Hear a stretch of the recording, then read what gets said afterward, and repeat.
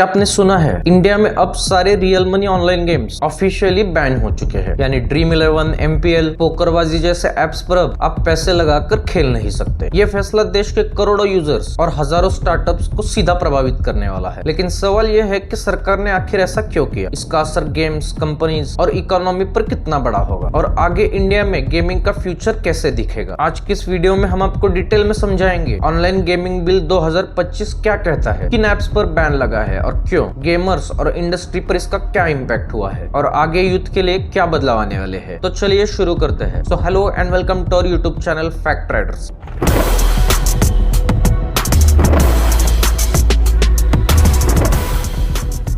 India में online gaming पिछले कुछ सालों में सबसे फास्ट ग्रोइंग इंडस्ट्रीज में से एक रहा है। रिपोर्ट्स के मुताबिक 2025 तक ये इंडस्ट्री करीब $23 बिलियन की हो सकती थी। लाखों लोग फैंटेसी स्पोर्ट्स, पोकर, रमी और अन्य रियल मनी गेम्स खेलकर पैसा जीत रहे थे। ड्रीम्स 11, एमपीएल, जुपी, पोकरबाजी और माई 11 सर्कल जैसे एप्स इन्होंने गेमिंग को एक नए लेवल पर पहुंचा दिया। लेकिन इसके साथ साथ प्रॉब्लम्स भी सामने आने लगी। एडिक्शन, फाइनेंशियल लॉसेस, फैमिलीज में डिस्प्यूट और माइनर्स का पैसों के साथ जुड़ना। इन्हीं इश्यूज को देखते हुए सरकार ने कदम उठाने का फैसला किया। अगस्त 2025 में संसद ने पास किया promotion and regulation of online gaming bill 2025। इस बिल के तहत सभी real money based online games ban कर दिए गए हैं। इसमें fantasy sports, skill based money games, poker और रमी भी शामिल है। कोई भी ऐप अब डिपॉजिट लेकर गेम्स नहीं चला सकता। इंपॉर्टेंट बात यह है कि ई स्पोर्ट और कैजुअल गेम्स पर कोई रोक नहीं है। यानी PUBG, BGMI, free fire, call of duty इन जैसे ई स्पोर्ट्स और बिना पैसे वाले गेम अब भी अलाउड रहेंगे। सरकार का कहना है कि इस कानून का मकसद है गैम्बलिंग और बेटिंग को रोकना, युवाओं को फाइनेंशियल और साइकोलॉजिकल नुकसान से बचाना, चाइल्ड मैरिज की तरह चाइल्ड गेमिंग को भी खत्म करना, गेमिंग सेक्टर को रेगुलेट करना और साफ कैटेगरीज बनाना। यानी मैसेज साफ है, खेलना है तो खेलो, लेकिन पैसों की गैम्बलिंग के बिना। अब सवाल ये उठता है कि इससे आम यूजर्स पर क्या असर होगा। पहला असर, अगर आपने ड्रीम 11 या एमपीएल में पैसे जमा किए हैं तो आप वॉलेट से पैसे निकाल सकते हो, लेकिन नए डिपॉजिट्स नहीं कर सकते। दूसरा असर, जो लोग पार्ट टाइम अर्निंग के लिए इन एप्स को इस्तेमाल करते थे उनके इनकम सोर्स पर असर पड़ेगा। तीसरा असर, फैंटेसी क्रिकेट का मजा अब सिर्फ एंटरटेनमेंट तक ही सीमित रह जाएगा। कई यूजर्स का कहना है कि उन्हें इससे नुकसान हुआ है क्योंकि उन्होंने इससे स्किल बेस्ड गेम माना था, गैम्बलिंग नहीं। लेकिन सपोर्टर्स कहते हैं कि एडिक्शन और लॉसेस रोकने के लिए ये जरूरी कदम था। ये बैन से सबसे बड़ा झटका कंपनीज और स्टार्टअप्स को लगा है। ड्रीम 11 जैसी कंपनीज जिनका वैल्यूएशन बिलियंस ऑफ डॉलर्स का है अब अपना कोर बिजनेस बंद कर रही है। एमपीएल और जुपी जैसी कंपनी पहले ही ले ऑफ्स कर चुकी थी और अब सिचुएशन और भी क्रिटिकल हो चुकी है। एक्सपर्ट का कहना है कि इससे 2 लाख से ज्यादा जॉब खतरे में आ सकती है। इन्वेस्टर्स का भी भरोसा डगमगा गया है। फॉरेन वीसीज और ग्लोबल गेमिंग कंपनियां जो इंडिया में इन्वेस्ट कर रही थी अब पीछे हट सकती है। ओवरऑल इंडस्ट्री के लिए ये डिसीजन शॉकवेव जैसा है। एक एग्जांपल, बीसीसीआई की स्पॉन्सरशिप ड्रीम 11 आईपीएल और इंडियन क्रिकेट टीम का सबसे बड़ा स्पॉन्सर था। अब ये स्पॉन्सरशिप कॉन्ट्रैक्ट्स पर भी असर डालेगा। यानी इम्पैक्ट सिर्फ गेमर्स पर नहीं बल्कि पूरे स्पोर्ट्स इकोसिस्टम पर पड़ेगा। अगर हम इंटरनेशनल कंपैरिजन देखें तो कई देशों में गैम्बलिंग और real money gaming heavily regulated है। अमेरिका में कुछ स्टेट्स अलाउ करते हैं तो कुछ स्टेट्स पूरी तरह से बैन। यूके में स्ट्रॉन्ग गैम्बलिंग लॉज है लेकिन रेगुलेशंस क्लियर है। चीन में माइनर्स के लिए गैम्बलिंग और लिमिट किए गए हैं। इंडिया ने भी अब साफ लाइन खींच दी है, नो रियल मनी गेमिंग। लेकिन इंटरनेशनल एक्सपर्ट्स मानते हैं कि कंप्लीट बैन की जगह रेगुलेशन मॉडल ज्यादा इफेक्टिव हो सकता था, क्योंकि बैन से इंडस्ट्री कोलैप्स हो सकती है जबकि रेगुलेटेड सिस्टम रेवेन्यू भी लाता है और प्रोटेक्शन भी देता है। तो सवाल यह है कि अब इंडिया में गेमिंग का फ्यूचर क्या होगा। कैजुअल गेम्स और ई स्पोर्ट्स को अब बढ़ावा दिया जाएगा। गवर्नमेंट चाहती है कि इंडिया अब ई स्पोर्ट्स हब बने ताकि यूथ कॉम्पिटिटिव गेमिंग में करियर बना सके। नॉन मनी स्किल गेम और एडटेक बेस्ड गेमिफिकेशन इनको भी प्रमोट किया जाएगा। एक्सपर्ट्स मानते हैं कि अगले 5 सालों में India global e sports market का बड़ा हिस्सा बन सकता है। PUBG, BGMI tournament, Valorant league और फीफा ई स्पोर्ट्स में पहले से ही इंडियन प्लेयर्स शाइन कर रहे हैं। यानी फ्यूचर एंटरटेनमेंट और ई स्पोर्ट्स की ओर है, ना कि मनी गैम्बलिंग की ओर। पब्लिक ओपिनियन इस फैसले पर डिवाइडेड है। एक तरफ लोग कहते हैं ये सही कदम है, यूथ को बचाना जरूरी है, तो दूसरी तरफ कुछ लोग हैं जो कहते हैं स्किल बेस्ड गेम और गैम्बलिंग को अलग माना जाना चाहिए। यूथ की बड़ी बड़ी पॉपुलेशन कहती है कि उन्हें फ्रीडम ऑफ चॉइस मिलनी चाहिए, लेकिन सरकार मानती है कि एडिक्शन और फाइनेंशियल नुकसान रोकना ज्यादा महत्वपूर्ण है। तो डिबेट अभी जारी है। तो दोस्तों ये था इंडिया के ऑनलाइन गेमिंग बैन का पूरा सच। रियल मनी गेम्स अब ऑफिशियली खत्म हो गए हैं, लेकिन गेमिंग और ई स्पोर्ट्स का फ्यूचर अभी भी ब्राइट है। आपके हिसाब से क्या ये बैन सही फैसला है? क्या सरकार को रेगुलेट करना चाहिए था या पूरी तरह से बैन करना ही सही है? अपनी राय कमेंट में जरूर लिखिए। अगर वीडियो जानकारीपूर्ण लगी हो तो लाइक कीजिए, दोस्तों के साथ शेयर कीजिए और ऐसे ही डिटेल्ड एनालिसिस वीडियोस के लिए चैनल को सब्सक्राइब करना मत भूलना। तो दोस्तों आज के वीडियो में इतना ही। मिलते हैं अगले वीडियो में एक नए टॉपिक के साथ। Till then just take very good care of yourself.